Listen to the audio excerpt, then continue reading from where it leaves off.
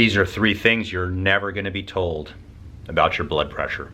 My name is Dr. Story. I've been in practice for over 25 years. I'm going to give you realistic advice based on my experience and based on the scientific literature. Now, the first thing, number 1, is stress. Stress is a very controversial subject when it comes to blood pressure. And here's the reason why, guys, is because stress will significantly raise your blood pressure, but it's only temporary as long as the stress is there. There's certain hormones such as adrenaline and cortisol, and these hormones are released during a stressful event or if you're having stress. And it's not exactly clear if that has long-term effects. However, most of the research talks about stress and its acute response with blood pressure. So your blood pressure will go up if you have stress. But no one's really studied the long-term effects of stress because stress is one of those taboo subjects that no one's really willing to tackle because there's not a whole lot of money to be made from reducing stress. So you can't see stress on an x-ray, you can't see it on a CAT scan, you cannot see it on an MRI. Blood work, urinalysis, I mean, you're not going to see someone, you can't look at someone's blood work and say, yeah, they're stressed out.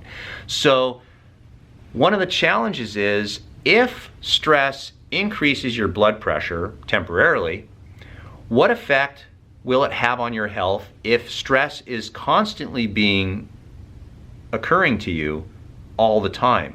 Nobody knows, but it makes common sense that it probably is going to be bad. So stress is one of these things that no one really talks about and no one really takes seriously, but someday there will be research to support well, maybe it won't. Maybe we'll find out chronic, repetitive stress to the mind is actually not harmful to your body. Well, good luck with that. Number 2, something you'll probably never be told about blood pressure is there is a genetic component to it. Your primary care doctor has probably had patients that are almost double their age. So if you're 54 years old and you see a guy that's 90 years old and you're taking their blood pressure, sometimes, and I'm talking about patients who don't have medications for their blood pressure, sometimes you'll find their blood pressure will be 135 over 84, 136 over 82, this type of thing. And according to today's standards, they're supposed to be under 120 over 80.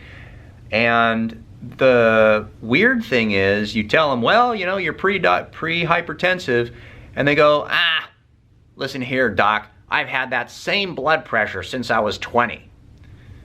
And you realize that some people, they just kind of run high. It's very similar to temperature. Some people run high, some people run low. It's considered normal for them. Now here's the kicker. If you take a patient who genetically just kind of runs hot, they have higher blood pressure, and you put them on blood pressure medication to try to lower it, very often they'll have symptoms. They'll feel dizzy, they'll feel faint, they'll fall down a flight of stairs, they'll trip and fall, they'll just feel crappy. As soon as they get off the medications, they feel good again, they feel normal. And so there are some patients that just seem to have higher blood pressure. On the flip side of the coin, and this is frustrating of course, but you'll have patients that come in that are just, they're just fat. And I mean F-A-T, not P-H-A-T. They smoke cigarettes, they eat junk food. They don't eat food that doesn't come out of a box or drive-through, you know what I mean? If it isn't fried chicken, it's hamburgers. But these are unhealthy people. Their blood pressure is 110 over 60. Now go figure. It isn't fair. It isn't right. And I'm not saying don't worry about blood pressure. Listen, guys, watch all the videos that I have on blood pressure. My goal in this channel is to help you self-help get better, get healthier, protect yourselves from cardiovascular disease. And so it behooves you to try to lower your blood pressure.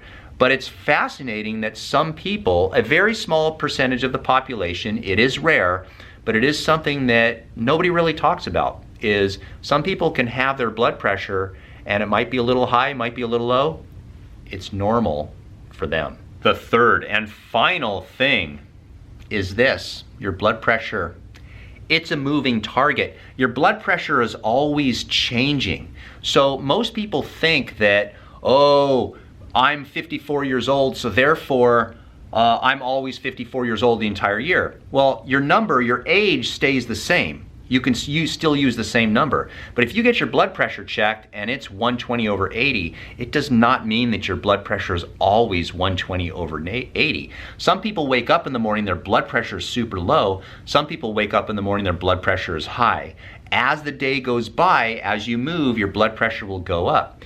If you eat right afterwards, your blood pressure goes down. If you stand up, your blood pressure goes up. If you lie down, your blood pressure goes down. If you exercise, your systolic number will go up, but your diastolic will stay relatively the same. If you try to go to the bathroom and you go poop, your blood pressure goes up. If you strain too hard when you go number 2, your blood pressure goes up. If you relieve your bladder, your blood pressure goes down. A lot of poop talk and pee talk here, huh? But it's true. Your blood pressure varies. Did you know your blood pressure will change depending on where your arm is positioned, or if you cross your legs, or even if you're actually just talking, your blood pressure changes. So this is an unusual topic, an unusual subject about blood pressure that most people don't actually know, and you're probably not going to see a whole lot of subjects on it on YouTube. So if you like this video, give me a thumbs up, subscribe to the channel, hit some boxes down here. I've got some other videos on blood pressure. This one in particular is in regard to if you feel stressed out and you're feeling like stress is playing a role in your blood pressure, try this stuff out with the breathing technique that I show you on that video. You may actually find it beneficial.